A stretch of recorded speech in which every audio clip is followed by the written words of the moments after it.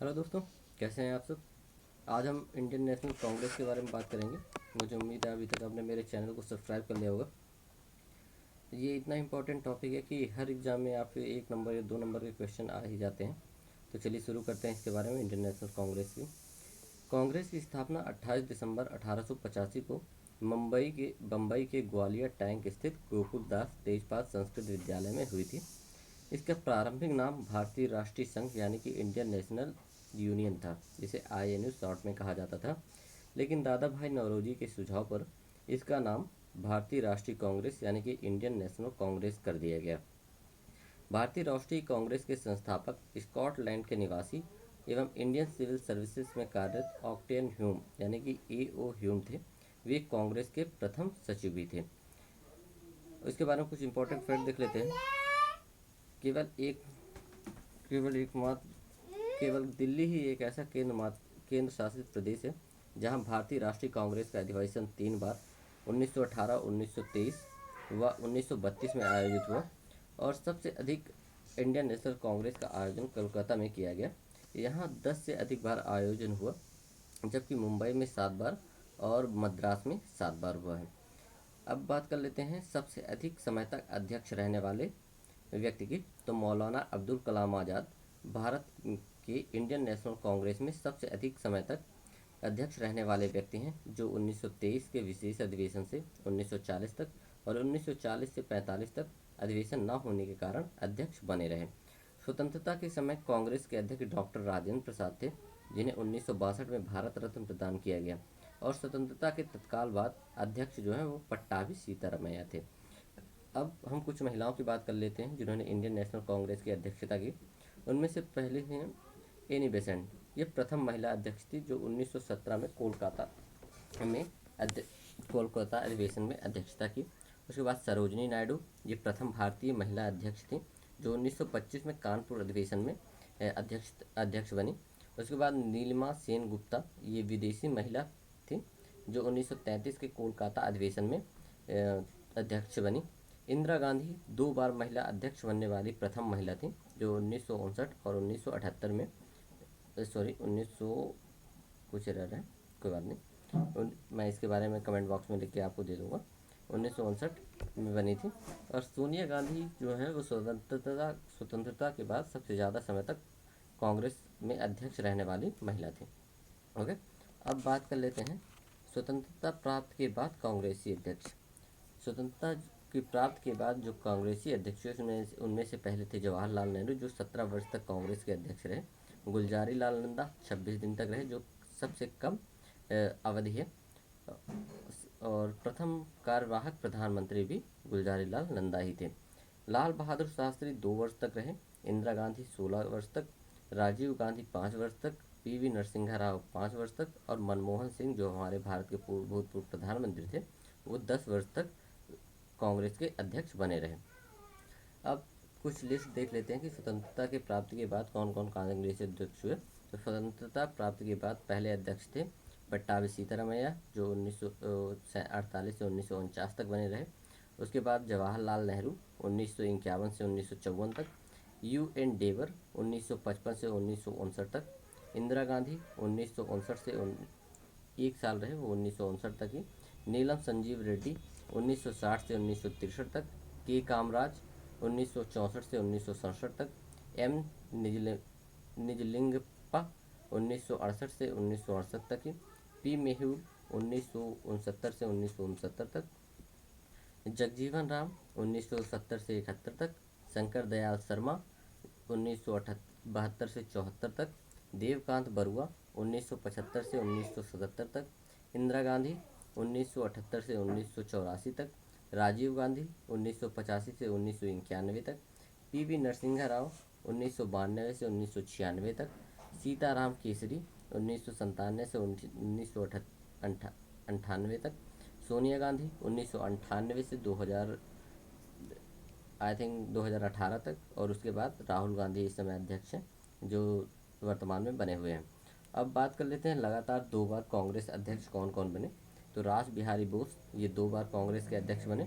जवाहरलाल नेहरू, ये भी 2 बार अध्यक्ष बने। और सुभाष चंद्र बोस, ये भी लगातार कांग्रेस के 2 बार अध्यक्ष बने रहे। इनमें ऐसा क्वेश्चन आ जाता है कि बताइए इनमें से कौन है जो लगातार 2 बार कांग्रेस के अध्यक्ष बने थे। तो इनमें से 3 नाम हैं, रास बिहारी बोस, जवाहरलाल नेहरू और सुभाष चंद्र बोस। वर्तमान भारत भूमि क्षेत्र से बाहर जो अधिवेशन हुए वो कराची में 2 बार हुए, 1913 1931 में, और लाहौर में 4 बार हुए, 1893, 1900 और 1909 में। ओके। अब हम इनके अधिवेशन और इनमें जो इम्पोर्टेंट है वो उन चीज़ों के बारे में बात कर लेते हैं, क्योंकि ये काफ़ी इंपॉर्टेंट है। उनमें कई एक्टिविटीज़ हुई हैं जो काफ़ी बार एग्ज़ाम में पूछे जाते हैं। तो चलिए पहले अधिवेशन से शुरू करते हैं। हमारा जो पहला अधिवेशन था 1885 में, इस समय कांग्रेस की स्थापना हुई थी, जो बम्बई में हुआ था, और इसके अध्यक्ष थे व्योमेश चंद्र बनर्जी। हिंदू पत्रिका में 5 दिसंबर 1885 को कांग्रेस की स्थापना की घोषणा की गई, और सुरेंद्र नाथ बनर्जी इस अधिवेशन में सम्मिलित नहीं हो सके। सुरेंद्र नाथ बनर्जी के बारे में एक बात बता दूं मैं आपको कि ये भारत के बिना ताज के बादशाह कहलाते थे। ये काफ़ी पॉपुलर व्यक्ति थे, ये चाहते तो अकेले ही पूरे भारतवर्ष को आज़ाद करवा सकते थे। इस अधिवेशन में 72 प्रतिनिधियों ने भाग लिया था। दूसरा अधिवेशन हमारा 1886 में कोलकाता में हुआ, जहां दादा भाई नौरोजी जी ने अध्यक्षता की। ये प्रथम पारसी यानी कि गैर हिंदू व्यक्ति थे जिन्होंने इंडियन नेशनल कांग्रेस की अध्यक्षता की। और डफरिन ने कांग्रेस सदस्यों को उद्यान भोज यानी कि गार्डन पार्टी दी, जिसमें सुरेंद्र नाथ बनर्जी शामिल नहीं हुए। इस इस अधिवेशन में 450 प्रतिनिधियों ने भाग लिया। 1887 में तीसरा अधिवेशन हुआ जो मद्रास में हुआ, जिसमें बदरुद्दीन तैयब जी, जो प्रथम मुस्लिम अध्यक्ष थे, उन्होंने अध्यक्षता की। इन्होंने कांग्रेसी बनों का नारा दिया। इस समय विषय निर्धारण समिति की नींव पड़ी। रनाड़े द्वारा सोशल कॉन्फ्रेंस की आयोजन शुरू हुआ। 1888 में इलाहाबाद में अधिवेशन हुआ जो चौथा अधिवेशन था। प्रथम कांग्रेस अध्यक्ष बने जॉर्ज यूले। प्रथम बार लाला लाजपत राय अधिवेशन में शामिल हुए। कांग्रेस अधिवेशन हेतु स्थल उपलब्ध न होने पर दरभंगा के राजा लोथर कैंसिल क्रय करके कांग्रेस को दिया। प्रथम बार लाला लाजपत राय शेरे पंजाब और पंजाब नेशनल बैंक के संस्थापक शामिल हुए और हिंदी में भाषण दिया। 1889 बम्बई यानी कि पाँचवा अधिवेशन, विलियम बैडरबर्न इसके अध्यक्ष हुए, और इस अधिवेशन में पहली बार महिलाओं ने भाग लिया। इस अधिवेशन में 21 वर्षीय मताधिकार पारित हुआ कि अब भारत में मताधिकार जो है वो 21 वर्ष व्यक्ति कंप्लीट कर लेता है तो वो दे सकता है। कांग्रेस ने लंदन में अपनी ब्रिटिश समिति का गठन किया। इस समिति का मुख्य पत्र इंडिया निकलता था। 1890 छठवां अधिवेशन कोलकाता में M.A. सयानी की अध्यक्षता में हुआ। कलकत्ता विश्वविद्यालय की प्रथम महिला स्नातक कादम्बनी गांगुली ने संबोधन किया, और स्वर्ण कुमारी देवी प्रथम महिला उपन्यासकार ने भाग लिया। हमारा सातवां अधिवेशन 1891 में नागपुर में हुआ, जहां आनंद चारलू अध्यक्ष बने, और अध्यक्ष ने भाषण में कहा कि कांग्रेस का दूसरा नाम राष्ट्रीयता है। इस अधिवेशन में कांग्रेस के नाम में राष्ट्रीय शब्द जोड़ दिया गया। 1892 सातवां अधिवेशन इलाहाबाद में हुआ, जहां व्योमेश चंद्र बनर्जी ने अध्यक्षता की दोबारा।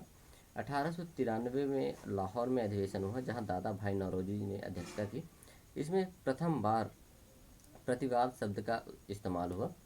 इस अधिवेशन में सिविल सेवा परीक्षाएं भारत में करवाने की मांग की गई। 1894 मद्रास, अल्फ्रेड बेव अध्यक्ष, ब्रिटिश सांसद की एक आयरिश महिला हुई। ओके। अब हम बात कर लेते हैं 11वां अधिवेशन 1895 जो पूना में हुआ, इसके अध्यक्ष सुरेंद्र नाथ बनर्जी थे।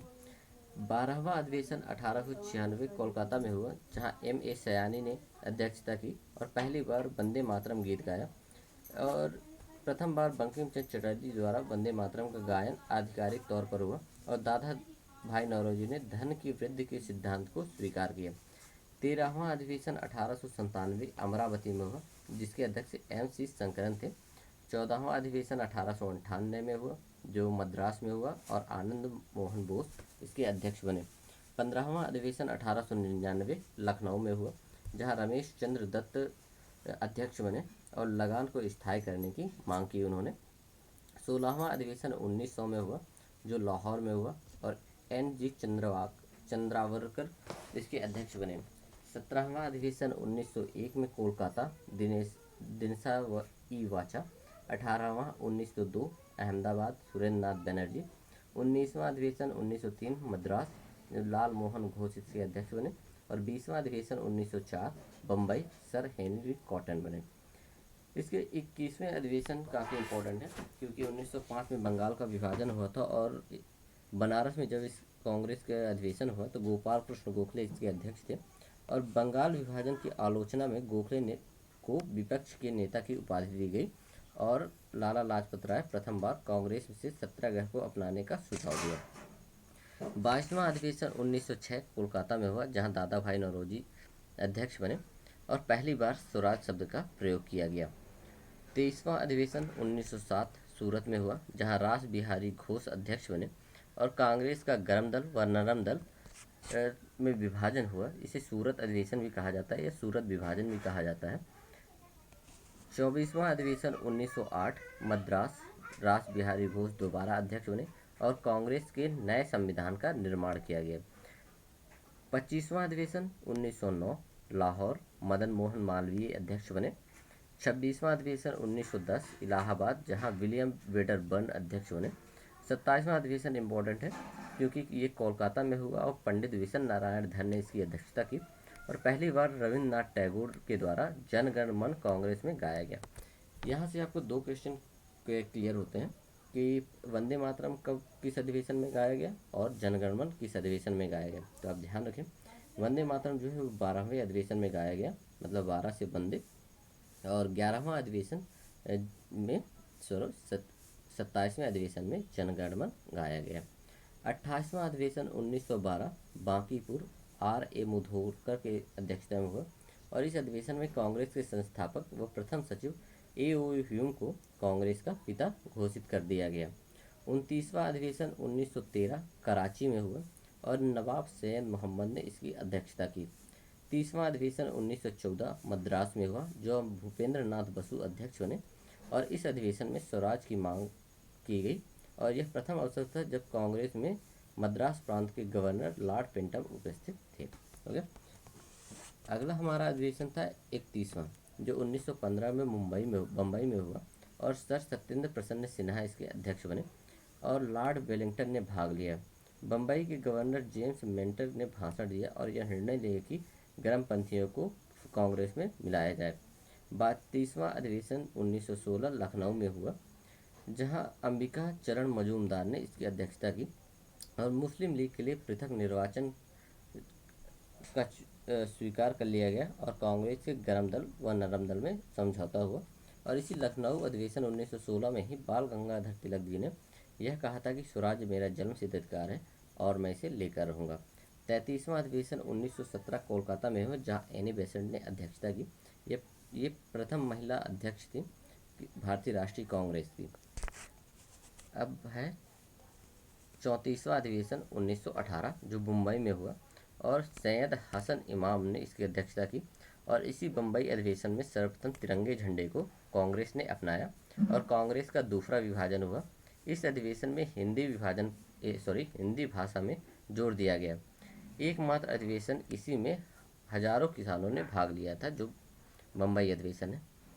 1919 यानी कि जलियांवाला बाग हत्याकांड के टाइम पे एक अधिवेशन है जो अमृतसर में हुआ और यहाँ मोतीलाल नेहरू जी ने अध्यक्षता की और जलियांवाला बाग हत्याकांड की आलोचना की गई और खिलाफत आंदोलन का समर्थन किया गया। 1920 नागपुर में अधिवेशन हुआ, जहाँ विजया राधा विचार्य अध्यक्ष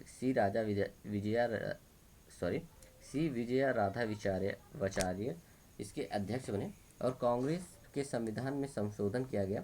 असहयोग आंदोलन का प्रस्ताव नागपुर अधिवेशन 1920 में पारित हुआ और इसका नेतृत्व गांधी जी को सौंपा गया और प्रथम बार भाषाई आधार पर प्रांतों का विभाजन की बात की गई। प्रथम बार कांग्रेस ने रियासतों के लिए नीति घोषित की। 1920 में एक विशेष अधिवेशन फिर से हुआ कोलकाता में, जहां लाला लाजपत राय अध्यक्ष बने और असहयोग आंदोलन का कांग्रेस के मंच से प्रस्ताव रखा गया और प्रारंभ से लाला लाजपत राय ने कांग्रेस के संदर्भ में कहा कि यह लॉर्ड डफरिन का मस्तिष्क शिशु ब्रेन है। ओके, 1921 अहमदाबाद, इस अधिवेशन में C.R. दत्त अध्यक्ष बने। C.R. दास को जेल होने के कारण हकीम अजमल खां कार्यकारी अध्यक्ष बने। हकीम अजमल खां ने प्रथम कार्यकारी अध्यक्ष के तौर पर इस अधिवेशन की अध्यक्षता की। 1922 गया अधिवेशन, जहां C.R. दास अध्यक्ष बने और स्वराज पार्टी की उन्होंने स्थापना की। इस अधिवेशन में कांग्रेस ने all India trade union Congress यानी कि एटा को बनाने का स्वागत किया। 1923 काकीनाडा में एक अधिवेशन हुआ जहां मौलाना मोहम्मद अली जौहर ने अध्यक्षता की और स्वराज दल को परिषद के चुनाव में भाग लेने की अनुमति दी। अखिल भारतीय स्वयंसेवक संगठन का निर्माण किया गया। 1923 में दिल्ली में एक विशेष अधिवेशन हुआ जहां मौलाना अबुल कलाम आज़ाद ने अध्यक्षता की और ये सबसे कम उम्र यानी कि 35 वर्ष में कांग्रेस के अध्यक्ष बनने वाले व्यक्ति थे। नागपुर में झंडा सत्याग्रह की सफलता की बधाई दी गई। 1924 बेलगांव अधिवेशन, यह कर्नाटक में है। ये काफ़ी इम्पोर्टेंट है क्योंकि महात्मा गांधी जी ने पहली बार किसी कांग्रेस के अधिवेशन में अध्यक्षता की थी। ये एकमात्र ऐसा अधिवेशन है जिसमें गांधी जी ने अध्यक्ष बने और इस अधिवेशन में गांधी दास पैक्ट की स्वीकृति दी गई, जिसके अनुसार स्वराज पार्टी कैंसर में प्रवेश लेकर सरकार की नीतियों का विरोध करने की अनुमति मिली। 1925 कानपुर अधिवेशन, जहां सरोजिनी नायडू ने अध्यक्षता की। यह प्रथम भारतीय महिला अध्यक्ष थी। इस अधिवेशन में हिंदी को राष्ट्रभाषा के रूप में प्रयोग किया गया। हफरत मोहानी ने प्रथम बार पूर्ण स्वराज का प्रस्ताव रखा परंतु पारित न हो सका। सर्वप्रथम ध्वज वंदना विजय विश्व तिरंगा प्यारा श्री श्यामलाल गुप्ता के द्वारा गाया गया। 1926 गुवाहाटी, श्री लिवास एंगर इसके अध्यक्ष बने और इस अधिवेशन में खादी पहनना अनिवार्य कर लिया गया। अब हमें 1927 का 43वां अधिवेशन जो मद्रास में हुआ, यहाँ M.A. अंसारी अध्यक्ष बने और साइमन कमीशन के बहिष्कार का प्रस्ताव रखा गया। कांग्रेस ने प्रथम बार पूर्ण स्वराज को अपना लक्ष्य बनाया। 44वां अधिवेशन 1928 कोलकाता में हुआ जिसकी अध्यक्षता मोतीलाल नेहरू ने की। पहली अखिल भारतीय युवा कांग्रेस का गठन किया गया और कांग्रेस में एक विदेश विभाग स्थापित किया गया। 45वां अधिवेशन 1929 लाहौर में हुआ जिसके अध्यक्ष जवाहरलाल नेहरू थे और पूर्ण स्वराज का प्रस्ताव पारित कर दिया गया और 26 जनवरी को स्वतंत्रता दिवस मनाने का निर्णय लिया गया। रावी नदी के तट पर इसका उद्घाटन हुआ। सविनय अवज्ञा आंदोलन दांडी मार्च 1930 प्रारंभ करने की अनुमति मिली। ये 46वां अधिवेशन 1931, इसमें कराची में अधिवेशन हुआ और पहली बार सरदार वल्लभ भाई पटेल जी ने इसकी अध्यक्षता की और मौलिक अधिकारों की मांग की गई। गांधी इरविन समझौते को स्वीकृति मिली। इसे दिल्ली समझौता भी कहा जाता है। 47वां कांग्रेस अधिवेशन 1932 दिल्ली में हुआ जिसमें अमृत रणछोड़दास सेठ अध्यक्ष बने। 48वां अधिवेशन 1922 ये कोलकाता में हुआ जहां श्रीमती एन सेन गुप्ता अध्यक्ष बनी। यह दूसरा अवसर था जब इस अधिवेशन की अध्यक्षता भारतीय मूल की किसी विदेशी महिला ने की थी और कहा जाए तो भारतीय मूल की पहली महिला वो थी एनी बेसेंट और भारतीय मूल की दूसरी महिला थी एन सेठ गुप्ता जिन्होंने अध्यक्षता की थी। हरिजन सेवक संघ का गठन किया गया और हरिजन पत्रिका को संपादन किया गया। 49वां अधिवेशन 1934 बम्बई में हुआ जहाँ डॉक्टर राजेंद्र प्रसाद जी अध्यक्ष बने और कांग्रेस समाजवादी पार्टी की स्थापना की गई। 50वां अधिवेशन 1936 लखनऊ में हुआ जहां जवाहरलाल नेहरू जी ने अध्यक्षता की और कांग्रेस पार्लियामेंट बोर्ड की स्थापना की गई और कांग्रेस का लक्ष्य निर्धारण किया गया। नेहरू ने भाषण में कहा कि हाँ मैं समाजवादी हूँ और मेरा लक्ष्य समाजवाद की स्थापना करना है। 51वां अधिवेशन 1937 फैजपुर में हुआ जहां दोबारा जवाहरलाल नेहरू जी अध्यक्ष बने और पहली बार कांग्रेस का अधिवेशन एक गांव में किया गया। 52वां अधिवेशन 1938 हरिपुरा में हुआ जहां सुभाष चंद्र बोस अध्यक्ष बने और 15 सदस्यीय राष्ट्रीय योजना समिति यानी कि नेशनल प्लानिंग कमेटी का गठन किया गया जिसके अध्यक्ष पंडित जवाहरलाल नेहरू को बनाया गया और झंडा गीत को स्वीकृति प्रदान की गई। 53वां अधिवेशन 1939 त्रिपुरी में हुआ जहां सुभाष चंद्र बोस दोबारा अध्यक्ष बने और अध्यक्ष पद के लिए इस अधिवेशन में पहली बार मतदान हुआ तथा सुभाष चंद्र बोस अध्यक्ष चुने गए और कुछ समय पश्चात सुभाष चंद्र बोस ने इस्तीफा दे दिया और राजेंद्र प्रसाद को अध्यक्ष बनाया गया। 54वां अधिवेशन 1940 रामगढ़ में अधिवेशन हुआ जहां अब्दुल कलाम आज़ाद अध्यक्ष बने और भारत छोड़ो आंदोलन का प्रस्ताव का प्रारूप बनाया गया और अब्दुल कलाम आज़ाद द्वारा यह बनाया गया था। 55वां अधिवेशन 1946 यह मेरठ में हुआ जहां JB कृपलानी अध्यक्ष बने और स्वतंत्रता के समय यानी कि 15 अगस्त 1947 तक JB कृपलानी ही कांग्रेस के अध्यक्ष थे और स्वराज संबंधी अगस्त प्रस्ताव इसी अधिवेशन में पारित किया गया। आज़ाद हिंद फौज के कैप्टन मोहन सिंह और जनरल शहनवाज खान को इस अधिवेशन में उत्कृष्टतम प्रदर्शन किया। 56वां अधिवेशन 1947 यानी कि दिल्ली में हुआ और राजेंद्र प्रसाद जी इसके अध्यक्ष बने। 57वां अधिवेशन 1948 ये जयपुर में हुआ और पट्टाभी सीतारामैया इसके अध्यक्ष बने। और स्वतंत्रता के बाद प्रथम अधिवेशन जो है वो जयपुर में हुआ था 1948 में। इस तरह से भारतीय राष्ट्रीय कांग्रेस का 57 अधिवेशन हुए और हर 57 अधिवेशनों में से हर किसी एक अधिवेशन में कुछ न कुछ इम्पोर्टेंट फैक्ट हैं जिन्हें आपको ध्यान देने की ज़रूरत है। ओके, ये थे हमारे 57 अधिवेशन कांग्रेस के और कांग्रेस का पूरा बायोडाटा। मुझे उम्मीद है आपको ये वीडियो पसंद आएगा और वीडियो को लाइक करें, सब्सक्राइब करें और शेयर करें। और इसे इतना शेयर करें दोस्तों कि किसी भी पढ़ने लिखने वाले बंदे का टाइम ख़राब ना हो और अपना वो 1 नंबर 2 नंबर 4 नंबर जो भी एग्ज़ाम के पॉइंट ऑफ व्यू से इम्पोर्टेंट हो वो उसे आसानी से मिल सके। ओके, थैंक यू दोस्तों, थैंक यू मेरी वीडियो को देखने के लिए।